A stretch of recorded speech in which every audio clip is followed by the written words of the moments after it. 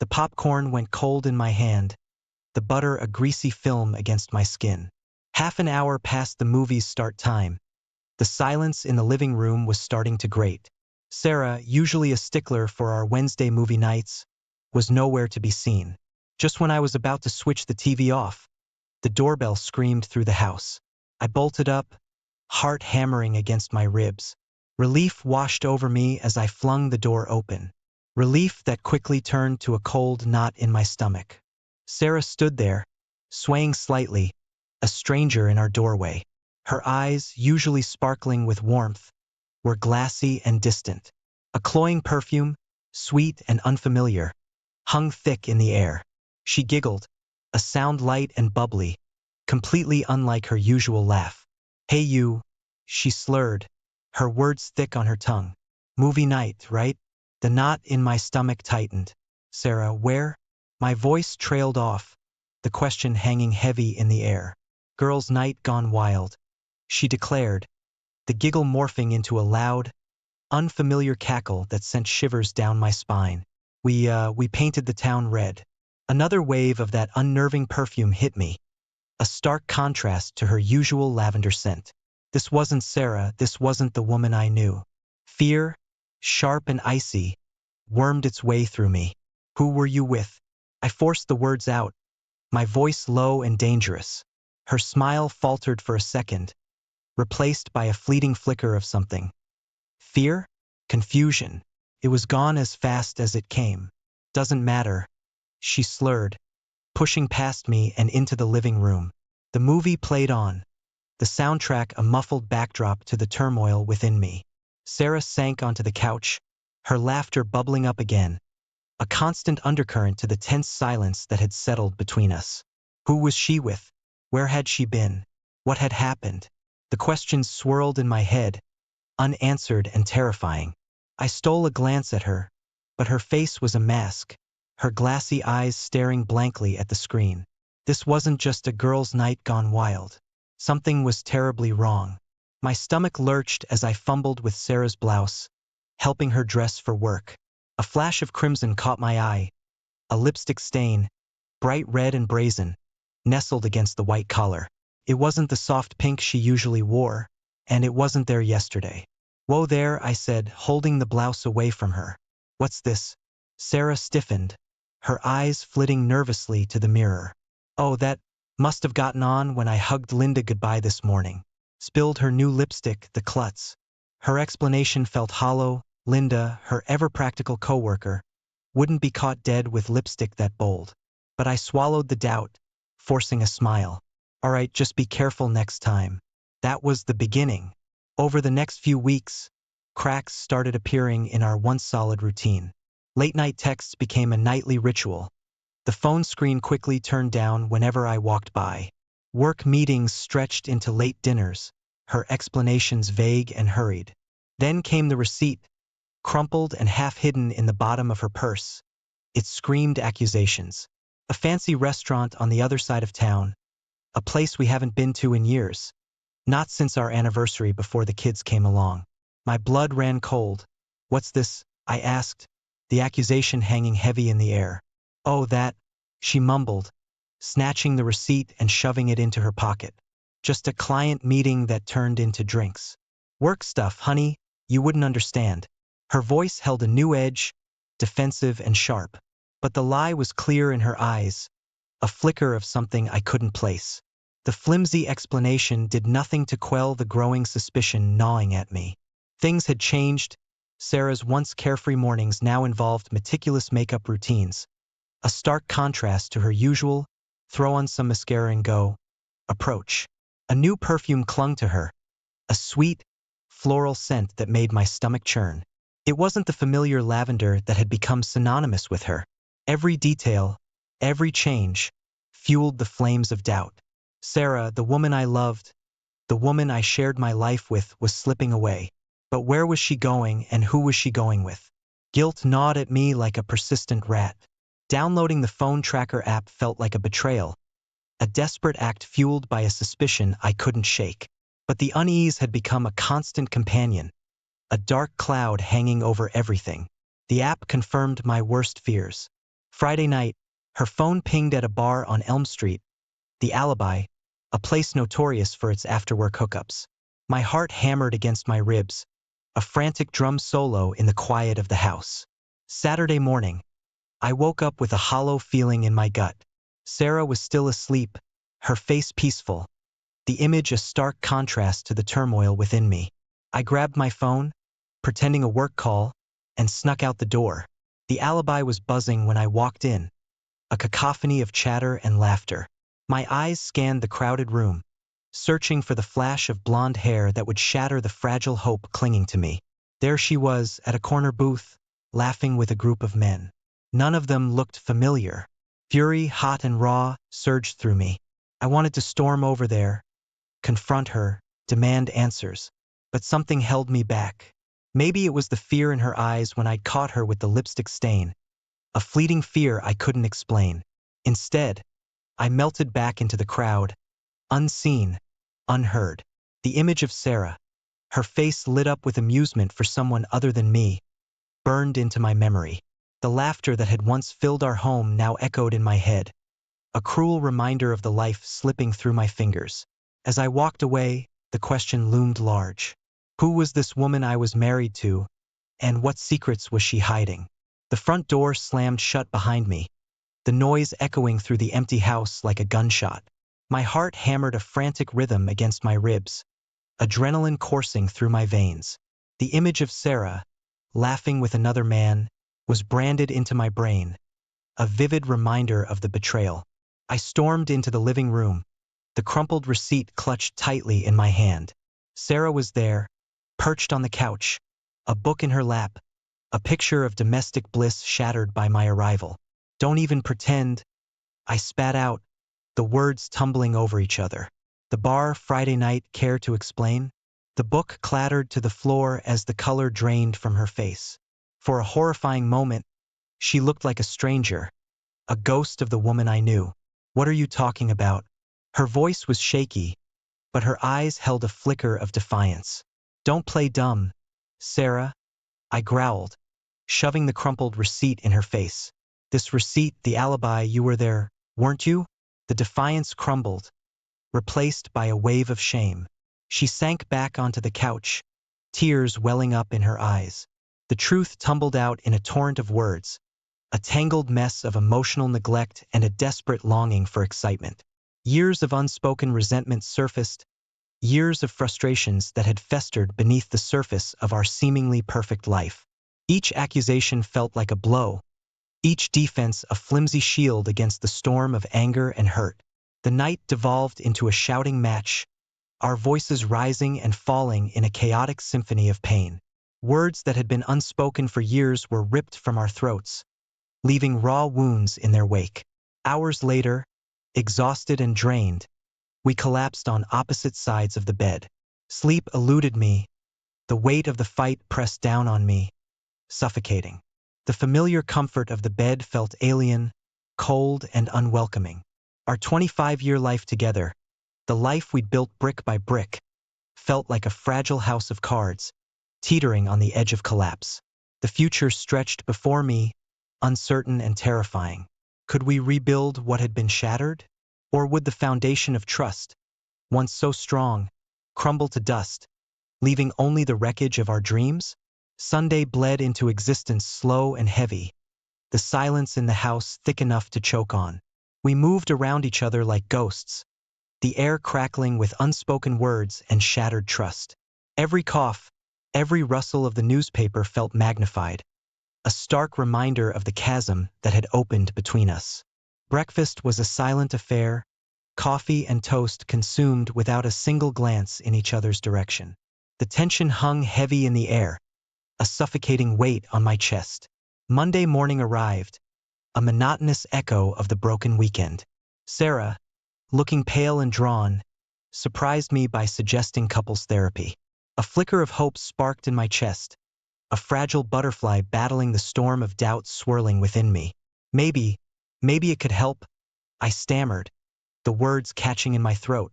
The therapist's office was sterile, the beige walls offering no solace.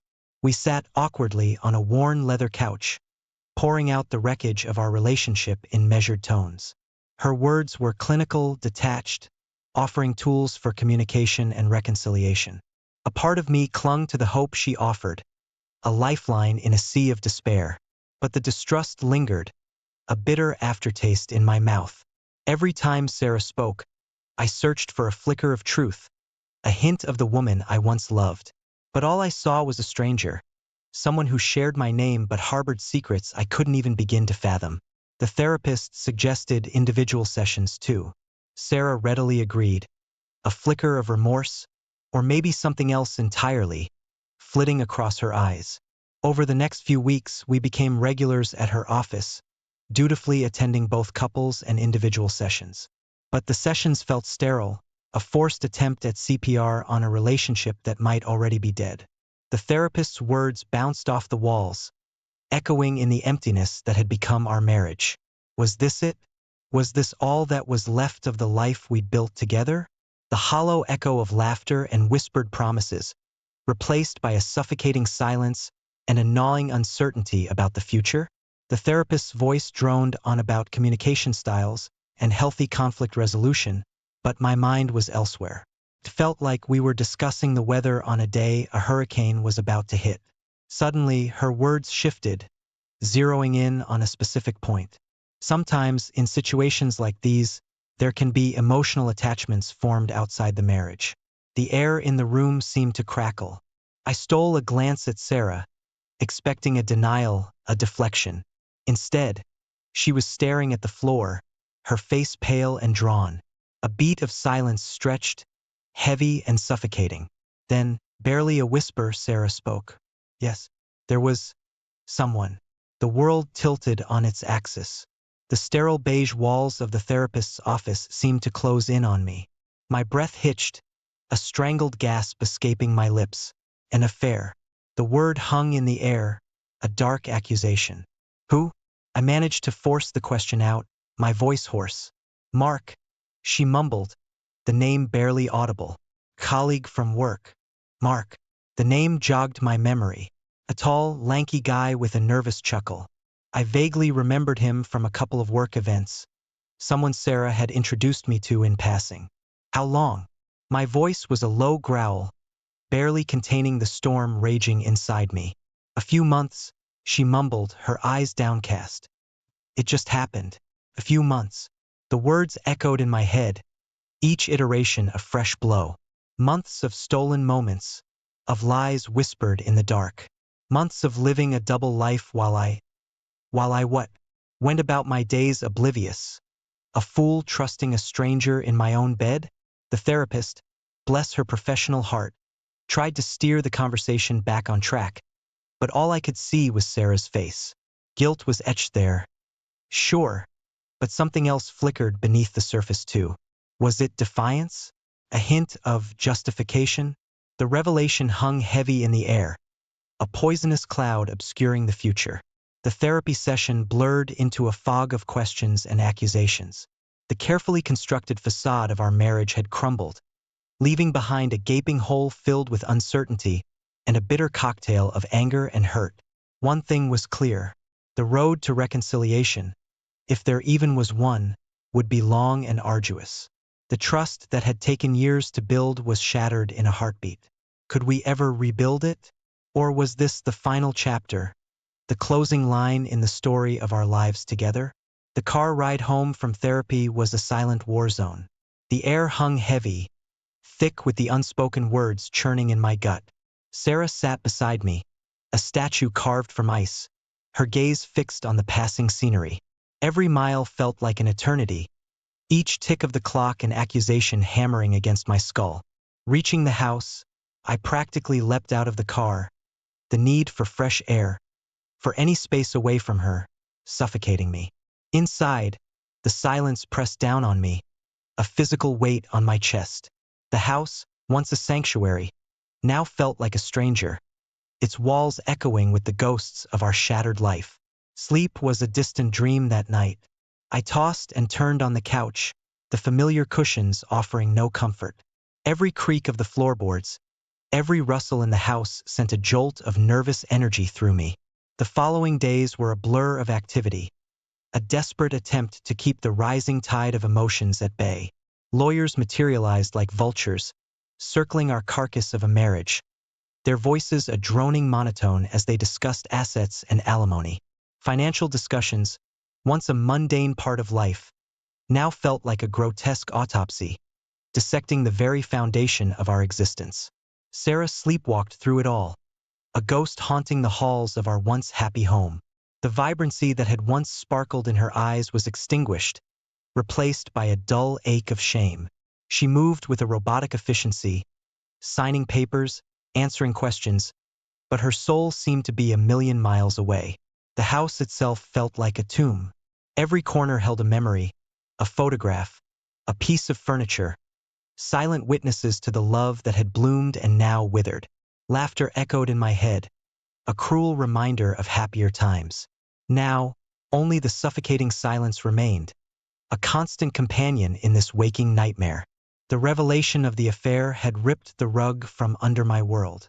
Everything I thought I knew, everything I thought we had built together, lay in ruins. Distrust gnawed at me like a persistent rat, leaving behind a trail of doubt and despair. Could we salvage anything from the wreckage? Or was this the final act, the curtain falling on the play of our lives? The future stretched before me, a desolate landscape shrouded in uncertainty. The realtor bustled around the living room, her voice chirping about great curb appeal and spacious entertaining areas. I followed her like a zombie, pointing out minor repairs and upgrades we'd made over the years. Each word felt like a nail being hammered into the coffin of our marriage. A couple, young and eager, lingered by the fireplace. The woman's eyes snagged on a framed photo of us on our wedding day, smiles wide and naive. A laugh escaped her lips, light and carefree. The irony of it nearly choked me. The house sold faster than I expected. Standing on the curb on closing day, the moving truck filled with our belongings, felt surreal. The new owners, a young family with excited children, buzzed with anticipation as they unlocked the door. We were an afterthought, ghosts fading away from the life we'd built here. Two separate apartments became our new realities. The silence was deafening. No more shared routines, no clinking of coffee mugs in the morning, no late-night whispers about our day. Just the hollow echo of loneliness bouncing off the bare walls. I threw myself into work, seeking refuge in the familiar grind. Bills piled up, emails demanded attention, deadlines loomed. But the work offered little solace. Sarah's face flashed in my mind during every pause, a constant reminder of the gaping hole in my life. Social media became a minefield. Mutual friends posting pictures of happy families and weekend getaways felt like a personal attack. Their joy seemed to mock my misery. With a few clicks, I unfollowed most of them, retreating further into my self-imposed isolation. The world outside seemed to move on in a blur, oblivious to the earthquake that had shattered my life. Days bled into weeks, weeks into months. The anger, the hurt, the suffocating sense of betrayal, it all lingered, a festering wound that refused to heal. One night, staring at the blank ceiling of my sterile apartment, a question echoed in the emptiness. Could I ever forgive her? Could we ever rebuild the trust we'd so carelessly destroyed? Or was this truly the end, the final chapter in a love story gone tragically wrong? The answer, as elusive as ever, hung suspended in the darkness. A rap on the door shattered the silence of my apartment, jolting me out of the gloom that had become my constant companion. Warily, I peered through the peephole. It was Mrs. Henderson, the kind-faced elderly lady who lived across the hall from us in the old house. Surprise washed over me. We hadn't spoken since the moving truck had hauled away the last of our belongings. Hesitantly, I opened the door. Mrs. Henderson stood there, a casserole dish and a bottle of wine cradled in her arms. Her eyes, usually twinkling with amusement, were filled with a gentle concern that sent a prickle of warmth down my spine. "Just wanted to check in, dear," she said, her voice soft. "Saw the lights on and thought you could use a home-cooked meal." Before I could stammer out a response, she bustled past me, filling the sterile apartment with the warm aroma of spices and herbs. The unexpected gesture, so simple yet so profound, felt like a lifeline thrown to a drowning man. For hours we sat at the kitchen table, the casserole forgotten as memories, both happy and sad, tumbled out. Tears flowed freely, mixed with bursts of laughter as we reminisced about late-night barbecues and the time our cat got stuck in the Christmas tree. It wasn't a solution, not a magic fix for the gaping hole in my life, but Mrs. Henderson's visit was a beacon in the darkness, a reminder that I wasn't completely alone in my grief. Slowly, tentatively at first, other friends reached out. Phone calls, hesitant texts, eventually even invitations for coffee or a beer. Their support, though initially awkward, was a comforting anchor in the storm that had become my life. Months bled into one another. The raw pain dulled to a constant ache, a dull throb that never quite went away. But amidst the heartache, tiny glimmers of hope began to flicker. I started running again, pounding the pavement until my legs burned, the endorphins a welcome escape from the relentless thoughts. One day, at the grocery store, I bumped into a former colleague, Mark. After the initial surprise, we fell into conversation, catching up on the years since we'd last spoken.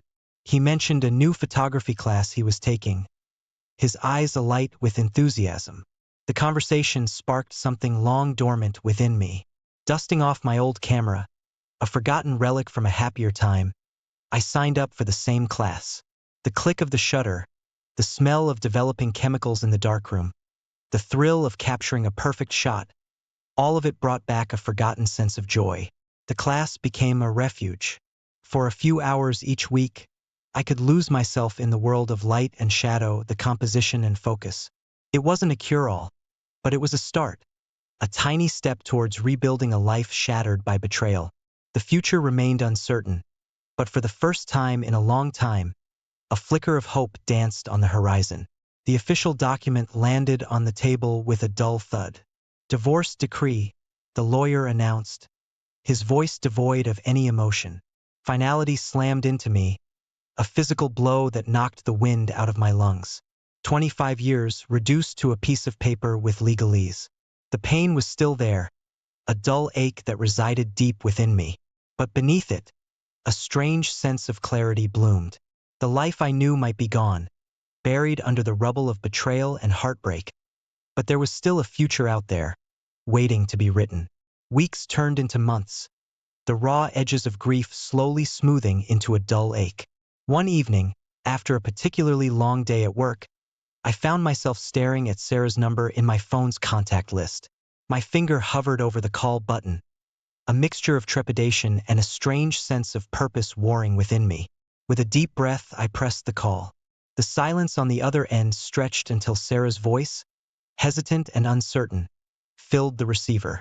We talked for a while, the conversation stilted at first, then flowing with a newfound honesty. There were no accusations, no angry outbursts, just two people acknowledging the wreckage of what we once had, the dreams that had turned to dust. A quiet acceptance settled between us, a bridge built tentatively over the chasm that had opened up.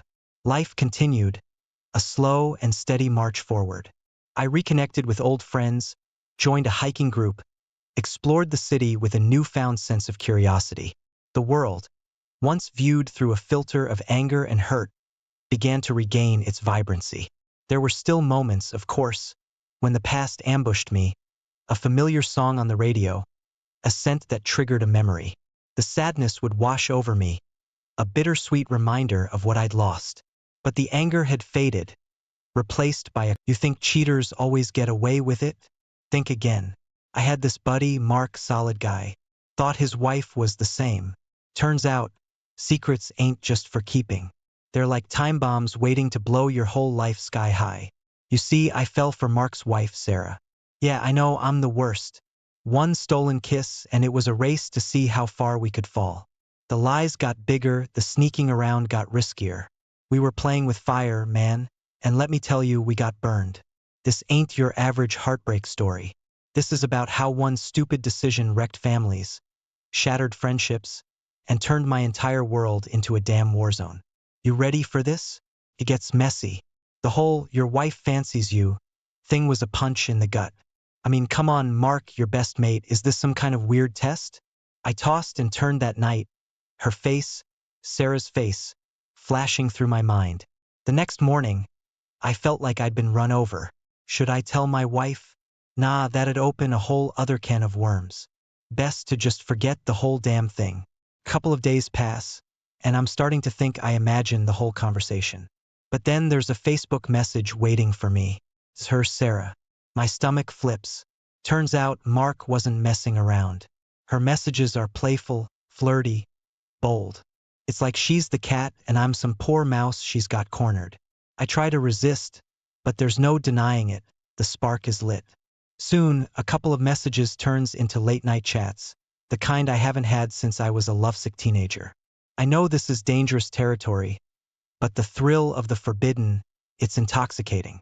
One Tuesday, I end up working late. Instead, I find myself at Mark and Sarah's place. He's out of town for the night. It's meant to be just a quick visit, the excuse about catching up with both of them. But as Sarah talks, her eyes glinting with that knowing spark, all my willpower crumbles. Before I know it, we're in a desperate clinch, the world outside shrinking away. That's when it starts. The sneaking around, the stolen moments, the constant lies. Every time I look at Mark, the guilt eats away at me. Am I really low enough to betray my oldest friend this way? But Sarah, she somehow wormed her way into my head. The rush of it all masks the sinking feeling that this is a runaway train, and I'm tied to the tracks. I never realized grocery shopping could be so damn exhilarating. There I was, standing in the cereal aisle beside Sarah, our carts almost touching. Suddenly, finding the right kind of granola felt like a life or death situation. We're pretending this is some random run-in, but there's zero chance anyone would buy that. After the grocery store, there's the coffee shop detour. We sit at a corner table, knees brushing, the hum of the cafe fading into the background as she throws me a mischievous grin. The air between us is charged, and I'm desperately trying to play it cool while my insides are on fire. With her leaning in, all I can think about is Mark's trusting face and how easily I'm destroying it with every innocent-looking latte. The lies come easier than I ever thought they would. Oh, meeting ran late, traffic was hell, yeah, had to pull an extra shift. My wife doesn't doubt me, but I see a flicker of concern in her eyes. She senses something's off, but she can't pinpoint the exact reason. It's only a matter of time before suspicion cracks through. My phone has basically become a ticking time bomb. I've switched Sarah's name to something boring, set the ringtone to silent, and I jump at the slightest vibration. Each text from her requires a calculated response. Not too eager, not too dismissive.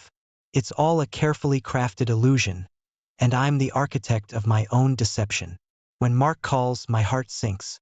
His voice is cheerful, oblivious to the that I'm sweating bullets. He talks about weekend plans, a double date, and I have to force myself to sound enthusiastic. The irony is suffocating. Later, Sarah texts something fiery, and all I can picture is Mark laughing, completely clueless to the betrayal I'm orchestrating behind his back.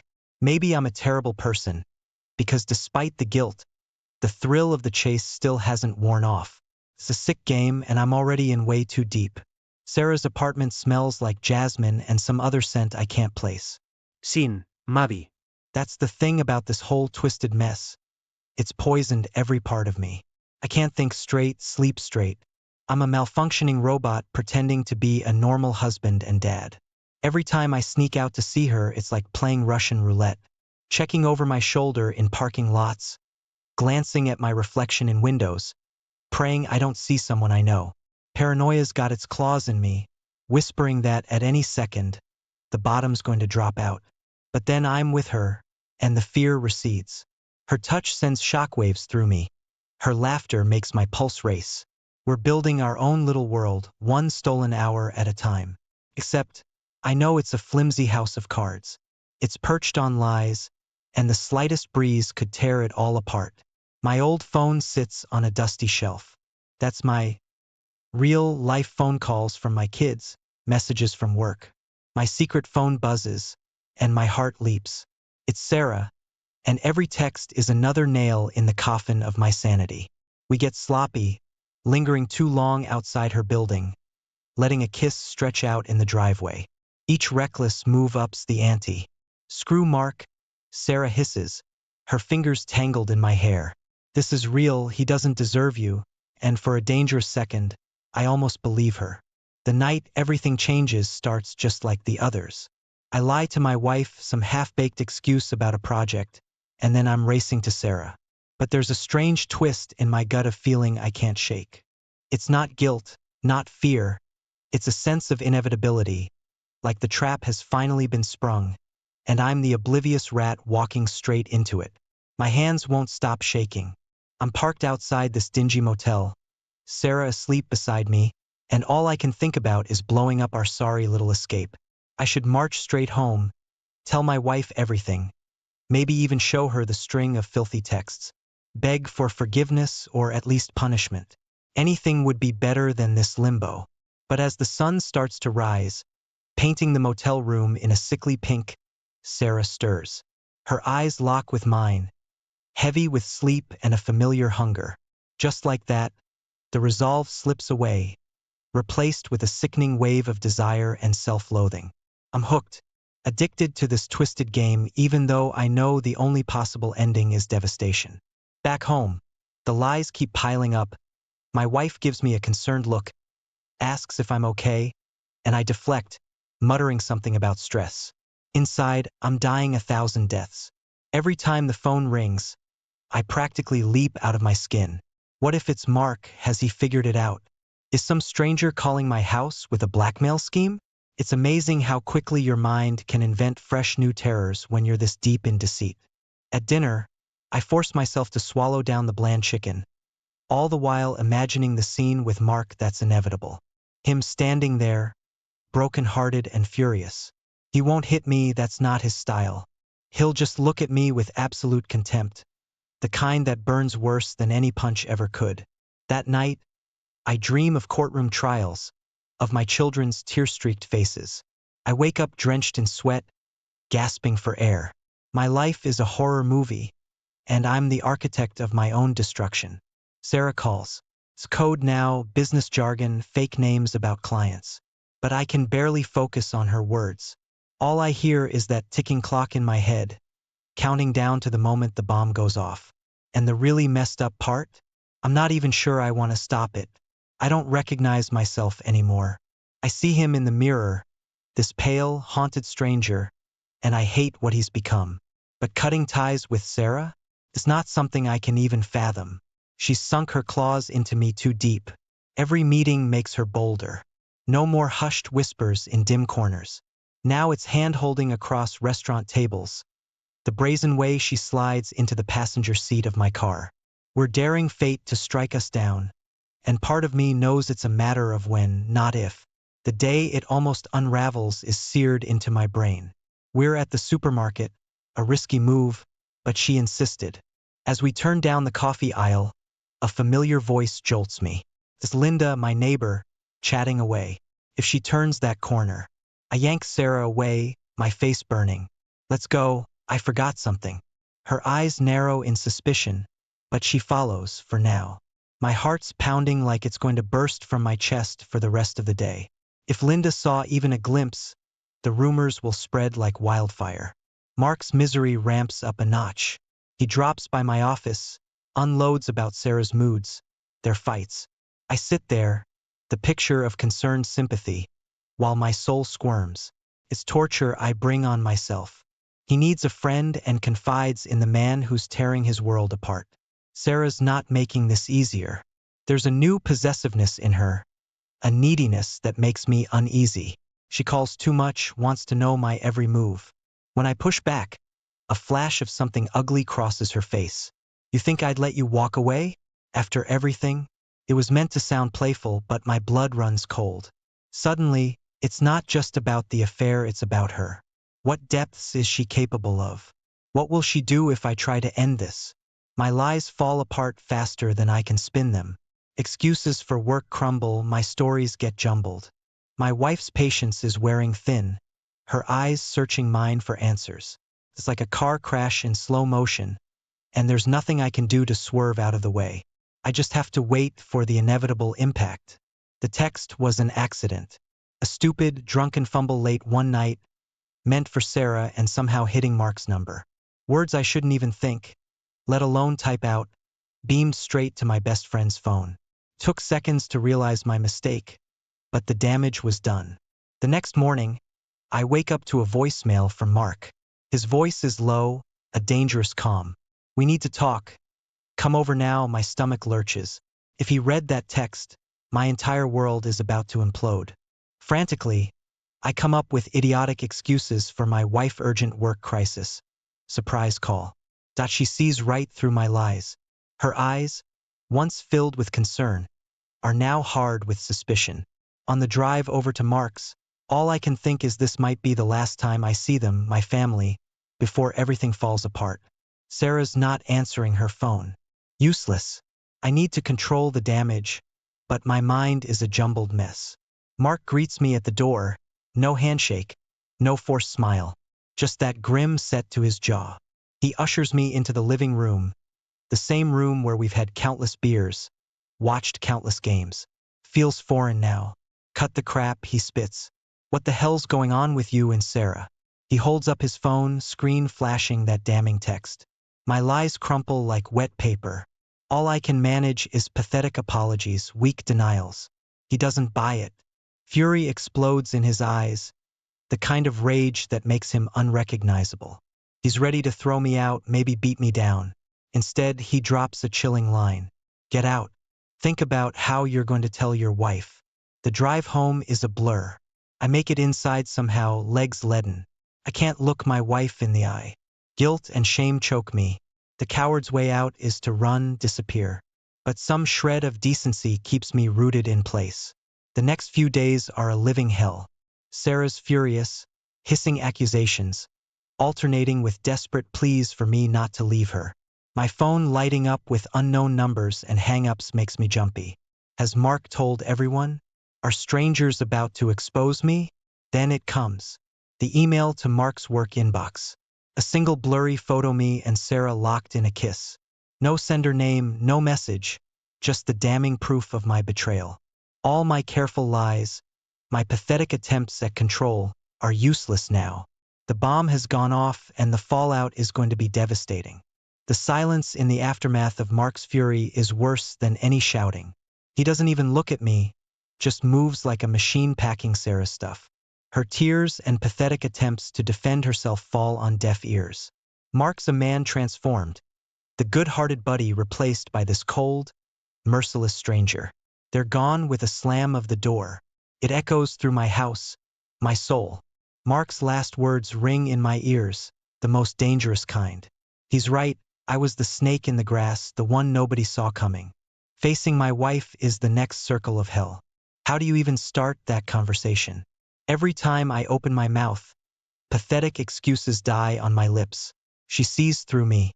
Finally, I choke the truth out. Spills forth ugly and vile. The sneaking around, the lies, the photo that blew it all apart. She doesn't explode, doesn't throw things. Instead, a chilling calm settles over her. Her voice is low, words carefully chosen. You disgust me, get out of my sight. It's not a request, it's an order. And for the first time in this whole mess, I obey without question. The kids are confused. They saw the yelling with Mark. Sense something horrible is happening. I want to comfort them, explain, but there is no explanation, no fixing this. I pack a pathetic bag and leave, the coward fleeing his own wreckage. Motel rooms become my new home. The news is alight with the gossip. Apparently, Mark made no secret of it, I'm the town's new villain. Sarah the scheming seductress. My face might as well be plastered on a most wanted poster. Work calls, relentless at first, turn to an ominous silence. No severance, no polite email. Just termination, the professional word for a death sentence. Sarah tries to reach out, a mix of fury and some warped version of needing me. But I ignore her. There's nothing to salvage from what we had. I'm drowning, and she's just another weight pulling me down. Sleep offers no escape. Nightmares of Mark's face twisted with hatred. My wife's tear-streaked face. My kids backing away from me in fear. It's torture my guilty mind orchestrates. I bolt awake, drenched in sweat, gasping for breath. Some nights, the only way to numb the pain is to drink myself into a stupor. It doesn't bring oblivion, just makes it all worse. The world keeps spinning, heedless of my spectacular fall from grace.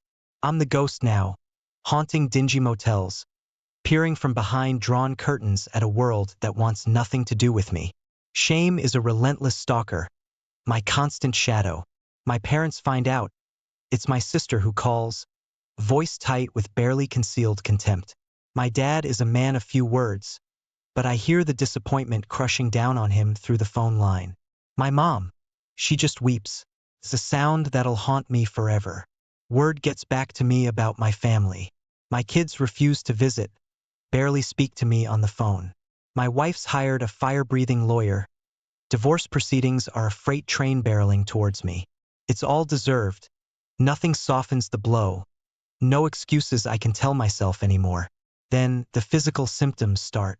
Chest pains in the middle of the night send me to a grimy ER, convinced I'm having a heart attack. Turns out it's panic attacks, my body short-circuiting under the weight of guilt. The doctor scribbles a prescription, Xanax, my new crutch, to numb the constant anxiety eating me alive. Sarah's not faring any better. Word is she's crashing at a friend's place. Mark's kicked her to the curb too. She calls sometimes, ranting, threatening, sometimes just sobbing. I want to cut her off entirely, but a twisted, pathetic part of me still clings to some warped sense of connection. We're the only ones who understand this particular kind of hell. One rainy afternoon, I see Mark. It's in the grocery store of all places. He's gaunt, eyes shadowed, but the hatred blazing in them is as bright as ever. I try to mumble an apology, but he just turns away, disgust written on his back. We used to buy beer in this aisle, joke about football. Now we're just strangers who despise each other to the very core. Back at the motel, a letter slides under the door. No stamp, just my name scrawled on it. It's from my wife. One page, words like knives. She's not talking about reconciliation, it's about obliteration. My life as I knew it doesn't just have cracks, it's been atomized. Waking up is the worst part. It's those first few seconds when reality hasn't sucker punched me yet, and then my brain catches up. The cheap motel mattress, the stale smell of booze and desperation, the crushing weight of knowing I've thrown away everything that mattered. Days bleed into each other. I drink to numb the pain, and then drink to numb the hangover. It's a vicious cycle that's dragging me under. I barely even leave the room, the outside world a terrifying stage full of accusing glares and whispered judgments. One bleary night, I decide to walk outside. Just a few blocks, maybe get some pathetic fast food to soak up the booze. It's on that grimy street corner that I see Sarah. She's thinner, a ghost of the woman who once lured me in. We stare at each other, united by our shared ruin. For a moment, the anger flares again, the urge to blame her. But looking at her, I just feel a bone-deep weariness. What's the point in more recriminations? We both played our part in this mess, both architects of our own downfall. We talk, a strained conversation on a dirty sidewalk, and then part ways without a backward glance. That night, I hit my absolute low. The Xanax and whiskey mix into a dangerous cocktail, and I wake up in a hospital bed. Overdose. Not some noble attempt at escape, just carelessness born from despair. The look in the overworked nurse's eyes mixes pity with a hint of disgust. It's the nudge I desperately need. A therapist is recommended. Some low-cost clinic, more out of pity than anything else. I hate it at first, poking around in the wreckage of my past, the screwed-up reasons why I craved the rush of the affair. The slow, agonizing work. There are no easy answers, no instant forgiveness. Word trickles back that Mark's found someone new. Surprisingly, it doesn't stir jealousy, just a dull ache in my chest. He deserves happiness. Me? Well, that's a much harder question. A letter arrives, Mark's handwriting again. In it, he details all the practical things. Selling the house, the financial devastation I've caused him. His anger is cold, clinical, and it cuts deeper than any shouting ever could. So here I am. Broken, alone, trying to piece together some kind of existence out of the ashes of my old life. Am I on the path to redemption? Hell if I know. Some days, just getting out of bed feels like a victory. Other days, the darkness still calls, and I'm not sure I have the strength to fight it off forever. Turns out, rock bottom has a basement level one hadn't even considered. The court finalizes my divorce. The words on the official papers are dry, devoid of emotion, yet they cut like shards of glass. A retrievable breakdown of the marriage. I become a walking, talking cliché, a cautionary tale. I lose track of how long I've been living in that crappy motel. Weeks, months, it all blurs together. One morning, driven by desperation or maybe some flicker of self-preservation, I force myself out. Sunlight hurts my eyes, and the simple act of walking to the bus stop feels like climbing Everest. A faded poster catches my eye. Soup kitchen, volunteers needed. It's a pathetically small thing to do, but I need something beyond wallowing in guilt and cheap booze. Turns out, handing out warm meals to homeless folks is humbling in a way I never expected. Their struggles dwarf my own, yet some of them smile, genuinely smile, at me. It's like a tiny crack in the wall of misery I've built around myself. Therapy is still a slog. Talking about myself makes my skin crawl, but some days I make breakthroughs. Turns out, my dad was distant when I was a kid, and my mom, well, she put me on a pedestal that no person could ever live up to. It's not an excuse, but it's a start. Word gets back to me that my kids miss me. At least, that's what my sister tells me with a wary look. It's the first shred of hope I've felt in ages. I write letters, long, handwritten apologies that I don't even expect them to read, at least not at first. But it's a start. My parents tentatively offer a lifeline. I can move back home for a while, get a job, get back on my feet. Pride makes me hesitate, but desperation wins. Sleeping on their fold-out couch is a hell of a lot better than those motel mattresses. Turns out, Mark and Sarah are still a toxic disaster. She's apparently moved back in with him. Their fights the talk of the town. People look at me with a strange mix of pity and revulsion as the details filter through the grapevine. I deserve every bit of it. Then there's Emily. We meet at the soup kitchen, both painfully aware we don't belong on this side of the serving table. She's got haunted eyes, the kind that have seen too much. Turns out, her husband ran off with her best friend. We share a dark understanding, an unspoken bond in the pain we've both endured and inflicted. She doesn't judge me, and in return, I just listen. The path to fixing my life seems longer than I ever imagined. Some days I take baby steps forward, others I stumble back. But at least now I'm walking. I'll never be who I once was. Maybe redemption is too much to hope for, but for the first time in forever, the future doesn't seem like a gaping, empty void. It's just unknown. And for